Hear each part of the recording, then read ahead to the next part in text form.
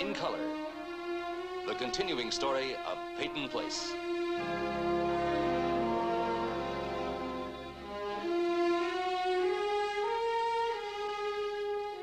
Starring Dorothy Malone as Constance Mackenzie, Ed Nelson as Michael Rossi, Ryan O'Neill as Rodney Harrington, Barbara Parkins as Betty Anderson, Tim O'Connor as Elliot Carson, Christopher Connolly as Norman Harrington, Patricia Morrow as Rita Harrington, James Douglas as Stephen Cord.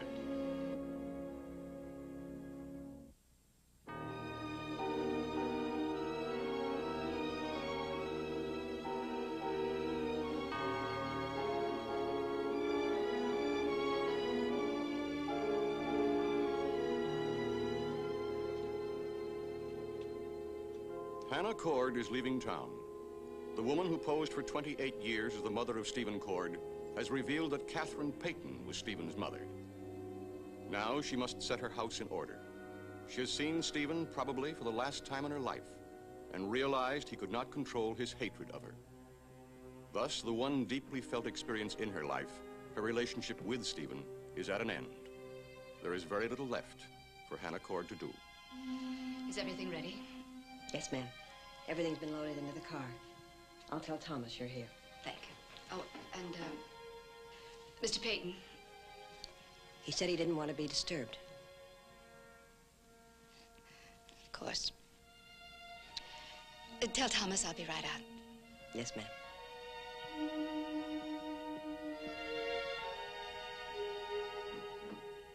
Goodbye, Mrs. Cord.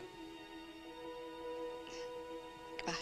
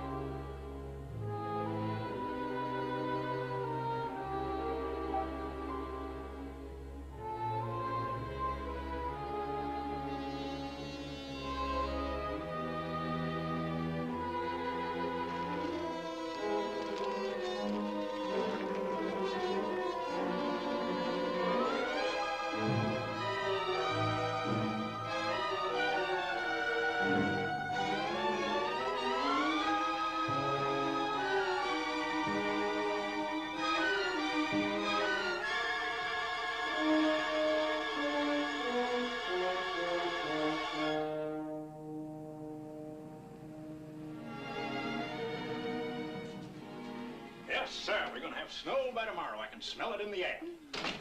It says here slightly cooler and temperatures in the lower 30s. You'll be shoveling snow by tomorrow night. You mark my words. I'm rooting for the weatherman.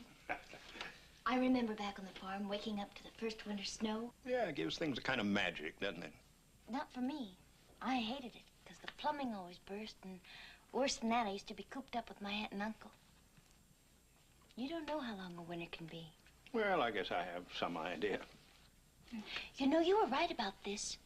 Poor Richard is like the Farmer's Almanac, except that I think this Benjamin Franklin kind of copied their way of writing. I'm afraid old Ben was first. You see, he goes way back before Revolutionary days. Well, he certainly did know a lot for his time. Yeah, you can borrow that book if you'd like. Could I? Just so long as you take good care of it. Oh, I will. Thank you, Mr. Carson. Well, I'll go tend to the chocolate, I promise you. Oh, you kids, help yourself to the apple barrel. That's the best crop of Jonathans we've had in years.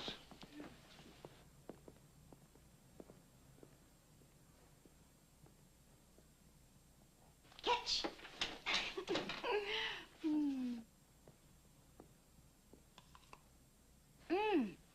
He was right. Let's see. The apples were all tucked away, boxes upon boxes in the storage. where they have been kept until the price of apples has fallen and Daddy has guessed wrong again. Huh? The Farmer's Almanac, November 1956. Aren't you gonna eat your apple? Oh, sure. It's just weird the way you know all this stuff. What's weird about it? Oh, it's the idea of you reading it over and over until you remember every word. I don't have to read it over and over. I learn very quickly, practically just by looking at it. Well, it's still weird. Why? Well, most girls aren't interested. You mean most girls are more interested in thinking about boys? Yeah, sort of.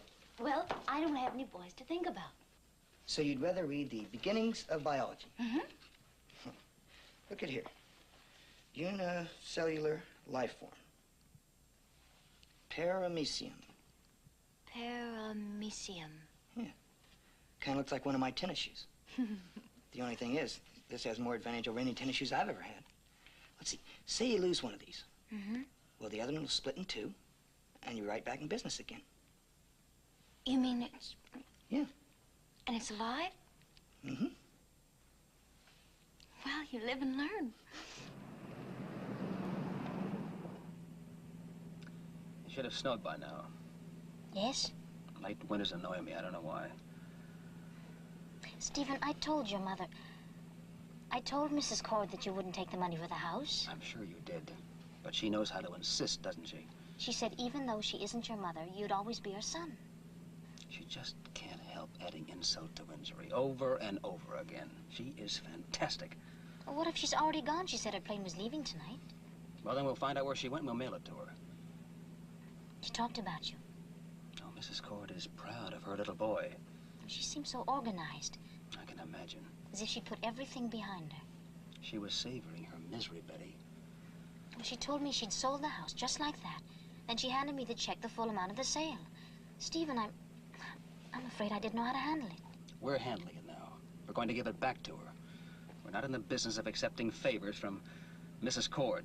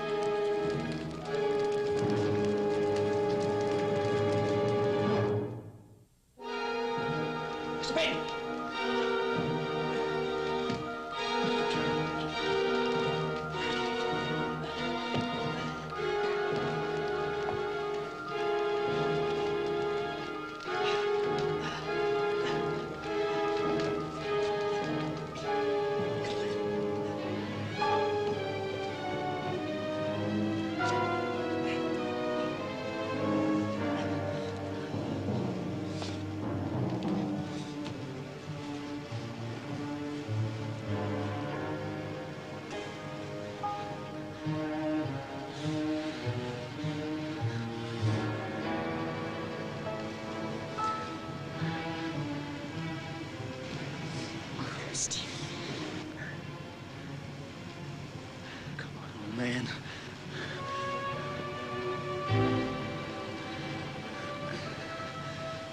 Come on, old man.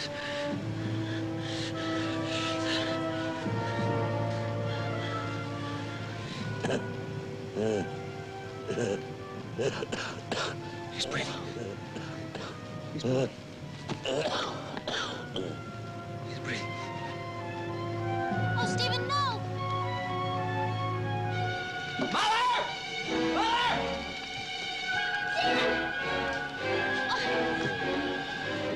Mr. Peyton, is there anyone else in the house now? Is Hannah in the house? Please tell me. Gone. They're gone.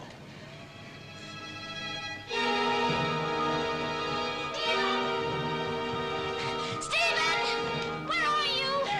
Stephen, no one's inside. He's